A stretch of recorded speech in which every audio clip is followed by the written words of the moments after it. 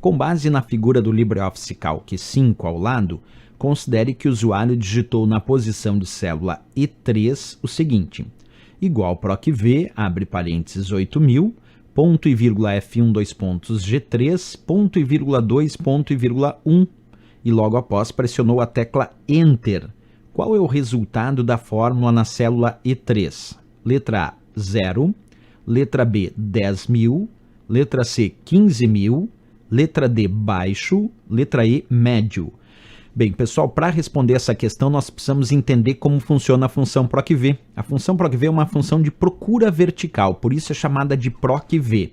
E nessa função, como vocês podem observar, nós temos 4 argumentos, mas ela pode aparecer também com 3 argumentos. Os argumentos são separados por ponto e vírgula, onde o primeiro argumento da função PROC-V é o valor procurado, o segundo argumento é o intervalo onde eu vou procurar esse valor, o terceiro argumento é chamado de coluna do resultado, e no quarto argumento eu indico se vou permitir que a função PROC-V procure somente se encontrar o valor exato, ou se ela não encontrar o valor exato, que ela possa procurar também pelo valor aproximado menor. Mas tem alguns detalhes importantes. Esse valor procurado, que vai constar no primeiro argumento da função PROC-V, ele só pode ser procurado na primeira coluna do intervalo indicado no segundo argumento. Portanto, nós podemos procurar esse valor somente na primeira coluna do intervalo indicado no segundo argumento. Certo? Entendido? Perfeito. Outra dica importante, essa coluna do resultado se refere justamente à coluna do intervalo. Então, se aqui for um indicativo de coluna 3, quer dizer que o resultado de alguma maneira estará na terceira coluna desse intervalo. Se aqui tiver 2, significa que o resultado de alguma maneira estará na segunda coluna do intervalo, porque esse terceiro argumento indica a coluna do resultado em relação ao intervalo. Ok? Então, se tiver 1, significa a primeira coluna, 2, segunda coluna, 3, terceira coluna, e assim sucessivamente. Beleza, pessoal, fizemos um bom esquema. Agora, é importante dizer também que no quarto argumento, se estiver escrito 0, 0 ou falso, a função PROC-V só vai dar uma resposta se ela encontrar o valor procurado exato.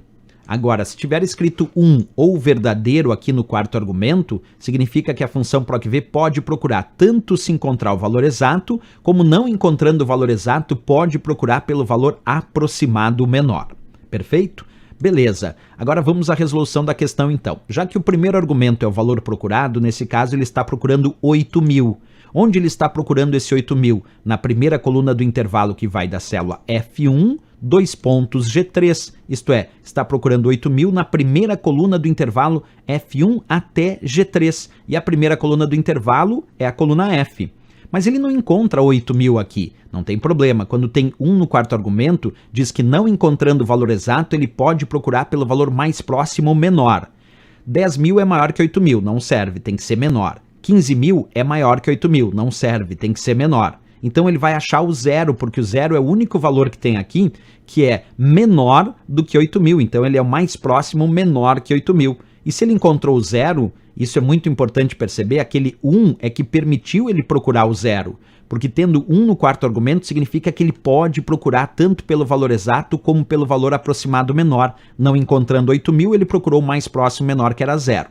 Outro detalhe importante, se ele encontrou o 0 agora, qual é a coluna do resultado? É a segunda, porque aqui no terceiro argumento tem 2. Esse 2 significa que o resultado está na segunda coluna. Então, partindo do valor 0, indo direto para a segunda coluna, ele encontra a palavra baixo, que é o resultado então final. Porque esse 2 é a coluna do resultado, indica que o resultado está na segunda coluna. Então, partindo do valor 0 e indo até a segunda coluna, ele encontra baixo. Sendo assim, a resposta da nossa questão é a letra D de Dinamarca, baixo, como acabamos de ver aí no passo a passo da resolução da função PROC-V. Perfeito, pessoal? Era isso.